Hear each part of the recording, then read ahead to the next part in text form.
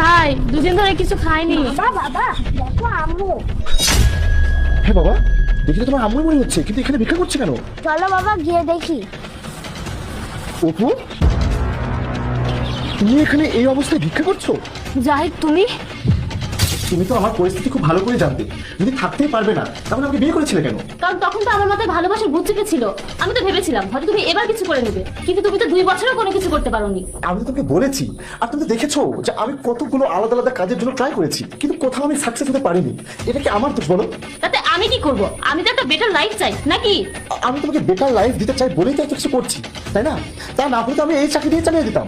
দেখো তুই না আমাকে সেই কলেজ লাইফ থেকে পছন্দ করে, আমি তখন তোমাকে ভালোবাসতাম, এজন্য ওকে রিজেক্ট করে দিয়েছিলাম। আর এখন যখন তুমি কিছু করতেই পারছো না, তাহলে আমি আর তোমার সাথে থাকতে পারছি না। সরি, কালকে আমার তুহিনের সাথে দেখা হয়েছিল, ও আমাকে বিয়ে করার জন্য দ্বিতীয়বার প্রস্তাব দিয়েছে।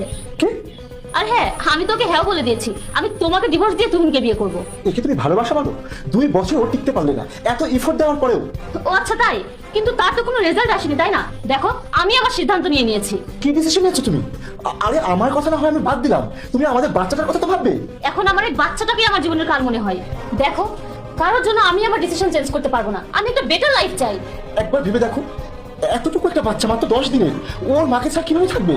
এ দেখো, আমি এত কিছু শুনতে যাচ্ছি না। তোমার যদি এতই দরদ হয় তাহলে তুমি তোমার কাছে রাখো না, তুমি মানুষ করো তোমার সন্তানকে। আমি একটা বেটার স্ট্যান্ডার্ড লাইফ চাই, যেটা আমি এখানে থেকে কখনোই পাবো না। বুঝতে পেরেছো? আমার কাছে আমার সুখটাই বেশি গুরুত্বপূর্ণ। 2টা বছর তো স্যাক্রিফাইস করে দেখলাম, তোমার অবস্থা তো একটু উন্নতি হয়নি, আমি আর মানিয়ে নিয়ে থাকতে পারছি না।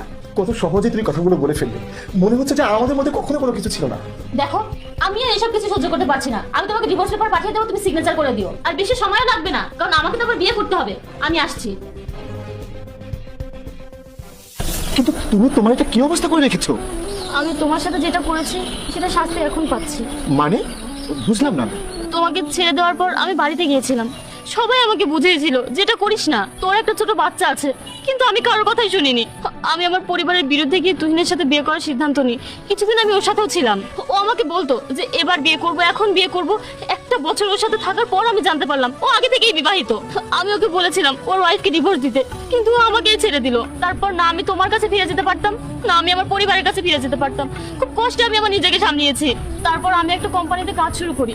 1 সপ্তাহ পর ওখানকার বস আমার সাথে অসভ্যতামি শুরু করে। অনেক কষ্টে আমি ওখান থেকে পালিয়ে এসেছি। আমার কাছে এমন কোনো মানুষ নেই যার কাছে আমি আমার কষ্টের কথা বলবো। তোমার একটা ভুল ডিসিশন তোমার লাইফটা বরবাদ করে দিয়েছে। হ্যাঁ, আমি তোমাকে অনেক বুঝিয়েছিলাম, কিন্তু তুমি আমাদের 10 দিনের একটা বাচ্চার কথাও ভাবোনি। তুমি চলে যাওয়ার পরে আমার বাচ্চাটা না আমার জীবনে সবকিছু হয়ে উঠেছে। তুমি চলে যাওয়ার পরে আমার লাইফে সাকসেস এসেছে। এটা কি জাহিদ? এটা কি আমাদের বাচ্চা? হ্যাঁ। বাবু, আমার